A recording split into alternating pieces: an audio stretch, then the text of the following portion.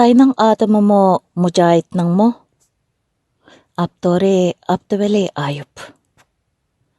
Bugun bir do'stim izlab kelib, ketidiganda nihoyat ig'ir kayfiyatda. Adash, ko'nglinglarga kelmasin. Heliqi Faridun akamiz silni gulanga o'xshatib, qarlag'anlarni so'rayotidi. Uyg'urlarning ichidagi shum niyat odamlarga qandoq yo'l qo'yg'ili bo'ladi deydi, dedi.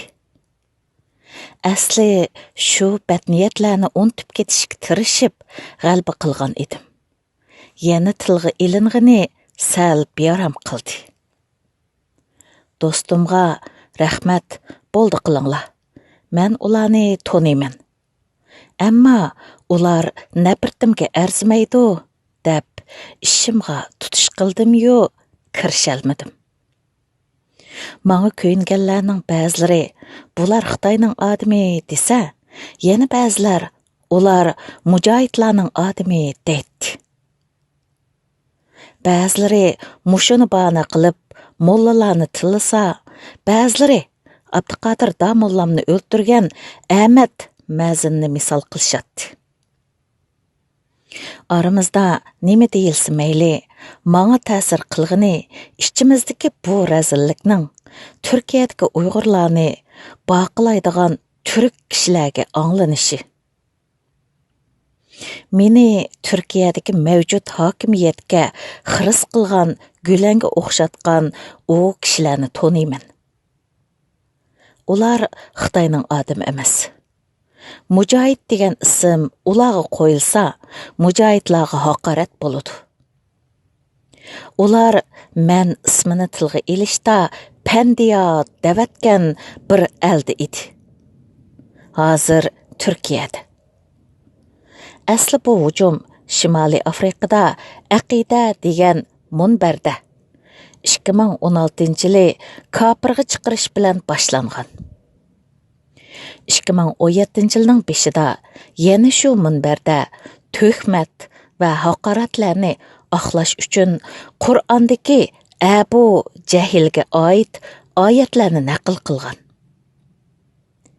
Meni Rasulimizning va Allohning dushmani Abu Jahilga chiqarib fatvo chiqarishgan. Turkiyaga kelgandan keyin ular to'xtamay meni Gülen deyishga boshladi. Gülenning yana turmada yotqisi bormi? Ajiba degan tahdidlarmi do'stlar orqali menga yetkazilgan edi. Demak, Allohning dushmaniga chiqarib, hech bir narsaga erishalmagan bu dinning xo'jayinlari Turkiyada meni hokimiyatning dushmaniga chiqarib baqdi. Afsus, men emas, ular surishti qilinibdi. Ammo men ularni unutib g'alba qilgan. O tuhmatchi qandoshlarimni Xitayning odam emas dedim. Har qanday kishi va organga bu guvohlikni beraman. Chunki ularni taniyman. Qoyiraga bormagan chig'imda anglagan. Berib so'rmasammi deyildi. Ularga uvval qilsam bo'lmaydi. Undaqla Xitoyga ishlash uchun Xitoyning odami bo'lishning hojati yo'q. Ular giribdor bo'lgan mustabidlik, makkarlik, mattalik, kazzoblik va munofiqlik kesili ularni allaqachon zolimlar bilan bir sapga tizib bo'lgan. Bizga dushman bo'lish uchun Xitoy bo'lishning hojati yo'q. Ularni Xitoyga chiqarishimiz texmi behuda. Ularning qalbidagi zolimlik, mustabidlik, qonxo'rlik, qaloqlik, fazilatsizlik allaqachon ularni xitoylashtirib bo'lgan. Faqat ularga jinimga zomin bo'lishga fursat kelmay qoldi.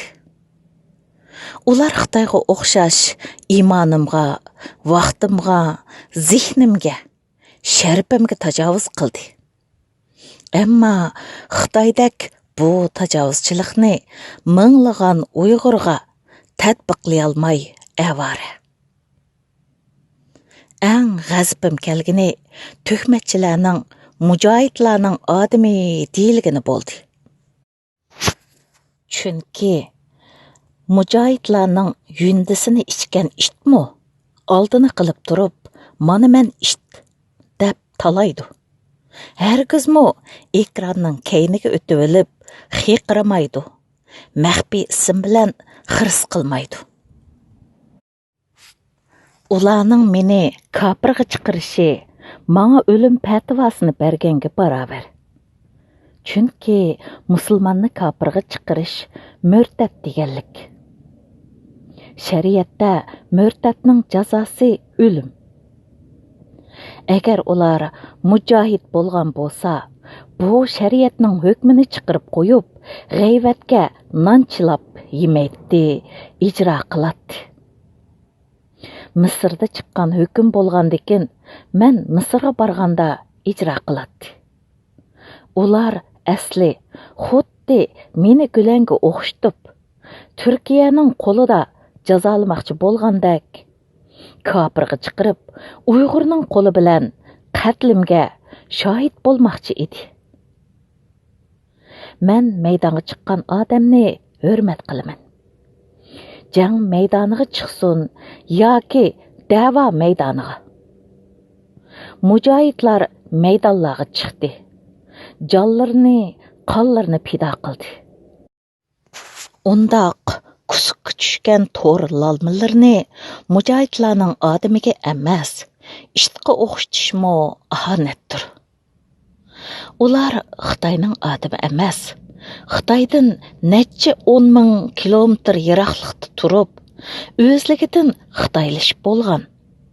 Xitoydek zolimlashib, mustabidlashib, qonxo'rlashib, yilgarlashib ketgan Xitoy qo'rqinchida. Ota-onasi qo'ygan Uyg'urcha isminimi deyolmas bo'lib ketgan maxluqlardir. Tugidi. 2017 yil 19 dekabr.